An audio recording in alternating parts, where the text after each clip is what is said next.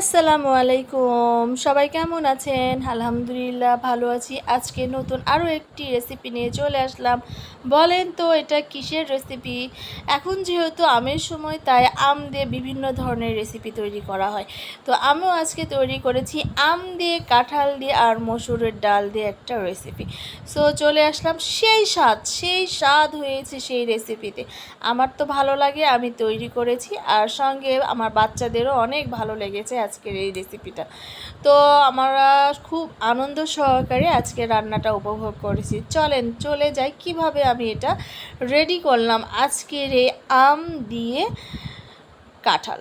তো আপনার ভাইয়া বাজার থেকে কাঁঠালের এক পিস কিনে নিয়ে আসছিল। মেবি হয়তো বা এটা 1 কেজি ওজনের হবে, আমি বলি নাই, সে জানে আমি কাঁঠাল খাইতে খুব পছন্দ করি। তো সে কাঁঠাল কিনে নিয়ে আসছে আমাকে না বলার পরেই, কাঁচা কাঁঠাল। আরও 2 দিন আগে নিয়ে আসছে, আমি রান্না করার সময় পাইনি, আজকে রান্নার কাজে চলে আসলাম। তো আমি কাঁঠালটা পুরোটা রানবো না, পুরোটা দুভাগ করব।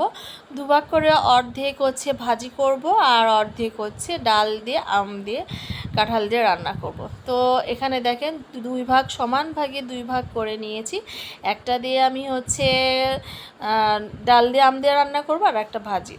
ঠিক এইভাবে বটি বটি বা ডুমা ডুমা বলে যেটা বাংলা ভাষায়, আমি এইভাবে কেটে নিয়েছি কাঁঠালের বিচি সহকারে।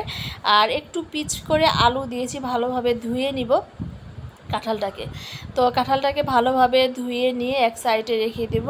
আর যেহেতু আমি ডাল দিয়ে রান্না করব, তো ডাল পরিমাণ মতো, যা আমার পরিমাণ মতো আমি নিয়েছি, আপনারা আপনাদের পরিমাণ মতো নিয়ে পানি দিয়ে একটু ভিজিয়ে রেখে ভালোভাবে ধুয়ে নেবেন। এখানে আমি কাঁঠাল ভালোভাবে ধুয়ে রেখেছি, সঙ্গে একটু আলু আছে, আর এখানে ডালগুলো আমি ভালোভাবে সুন্দরভাবে ধুয়ে নিয়েছি। এখানে আম রেখেছি, কাঁঠাল ধুয়ে রেখেছি, ডাল ভিজিয়ে রেখেছি। তো চলেন রান্নায় চলে যাই। আমি এটা প্রেশার কুকারে দিয়ে 2 থেকে 3টা সিটি দিয়ে নিব। ডাল প্রেশার কুকারে দিয়ে দিব কাঁঠালের সঙ্গে সঙ্গে সবগুলো একসঙ্গে মশলা দিয়ে আমি রান্নাটা কমপ্লিট করে নেব। তো চলেন, এখানে লবণ দিয়ে দিলাম, দিয়ে পরিমাণ মতো। তারপরে দিব গুঁড়ো মরিচ, আমি গুঁড়ো মরিচটা বেশি পছন্দ করি। তারপরে পরিমাণ মতো হলুদ দিয়ে দিব, পরিমাণ মতো গরম মশলা দিয়ে দিব। তারপরে দিব আদা, জিরা আর হচ্ছে রসুন বাটা, আমি একসঙ্গে রাখি। তো সবগুলো একসঙ্গে দিয়ে দিলাম পরিমাণ মতো সয়াবিন তেল। তো আর দিলাম পরিমাণ মতো পানি, যাতে ভালোভাবে 2 থেকে 3টা সিটি দিয়ে নেব, যাতে ডালটা আর কাঁঠালটা ভালোভাবে সিদ্ধ হয়ে যায়। তো আমি এটা সিদ্ধ করার জন্য পরিমাণ মতো পানি দিয়ে প্রেশারে দিয়ে আমি ঢেকে দিয়ে সিটি দিয়ে নামিয়ে নেব। তো আমার সিটি দেওয়া হয়ে গেছে, আমি নামিয়ে নিয়েছি। যাই হোক, আমার কিন্তু ডালে আর কাঁঠালের রসটা শুকিয়ে গিয়েছে, আমি দেখাচ্ছি, দেখেন একদম শুকিয়ে গিয়েছে। তো আমি এটা একটু নাড়াচাড়া করে পানি দিয়ে ভালোভাবে পাতলা করে নেব, যেহেতু ডালের কাঁঠাল দিয়ে ঘাঁটি করছি। তো আমি এটা আলতোভাবে, যাতে কাঁঠালগুলো ঘেটে না যায়, গলে না যায়, তো আমি সেটা ভালোভাবে সুন্দর করে একটু আস্তে আস্তে করে নিলাম। আমি যেহেতু এটাকে সঙ্গে আম দিয়ে দিলাম, এখন আমি আম দিয়ে এটাকে সিটি দিব না, পরিমাণ মতো আম দিয়ে দিলাম।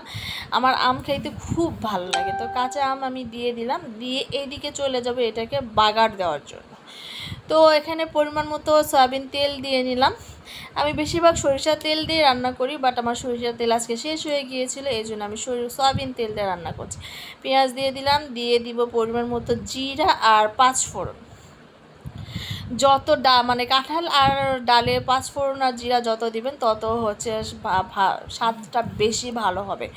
তো সেই ক্ষেত্রে বলছি যে হচ্ছে, সেই ক্ষেত্রে দেখেন সুন্দরভাবে পেঁয়াজগুলো আমি ব্রাউন করে নিলাম, সাথে কয়েকটা শুকনো মরিচ দিয়ে দিলাম, আর বাগারটা আমি দিয়ে দিলাম।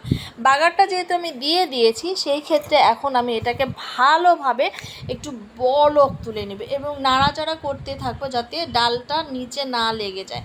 আমি আলু দিয়েছি এই কারণে, যাতে গ্রেভিটা ভালো হয়, পাতলা যাতে না হয়, সুন্দরভাবে যেন একটা গ্রেভি চলে আসে। তো আমার গ্রেভিটাও চলে আসছে সুন্দরভাবে এবং আলতোভাবে, দেখেন বলক উঠে গেছে। আমি এটাকে একটু ঢেকে দিই, ফুল দমে একটা জোরে সোরে বলক আসার জন্য ঢেকে রেখে দেবে। দেখো প্রচণ্ড আকারে টকবকে বলক উঠে গেছে। আলহামদুলিল্লাহ, আমার রান্নাটা অনেকটা কমপ্লিটের দিকে চলে আসছে।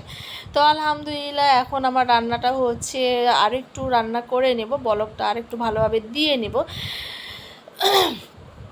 আলহামদুলিল্লাহ আমার রান্নাটা শেষ হয়ে গেল, চুলা বন্ধ করে দিয়েছি। দেখেন কত সুন্দর একটা ঘ্রাণ আসতেছে, আমি পাচ্ছি বাট আপনারা পাচ্ছেন না। আমার রান্নাটা রেডি হয়ে গেছে, আমি এটা একটা বাটিতে, ছোটো একটা বাটিতে করে সার্ভ করব বাচ্চাদের জন্য। তুলে নিচ্ছে মেয়ে এখানে, তো আমার এখানে এক বাটি উঠাই নেওয়া হয়ে গেছে, যেহেতু ডালের জিনিস গরম অল্প করে উঠাই নিলাম এবং খাবার টেবিলে আমি এগুলো নিয়ে চলে যাব। কত সুন্দর হয়ে আসছে দেখেন, আমটাও গলে নাই, আর তরকারিটাও এত সুন্দর আর এত মজার, এত সুন্দর ফ্লেভার বাইর হচ্ছে, অতুলনীয়। আমার বাচ্চারা দেখে তো একবারেই বলেছে মা ইয়ামি ইয়ামি ইয়ামি। তো দেখেন কত সুন্দর একটা কালার আসছে, খেতেও অনেক মজা হয়েছে। তো যাই হোক, সবাই ভালো থাকবেন, সুস্থ থাকবেন।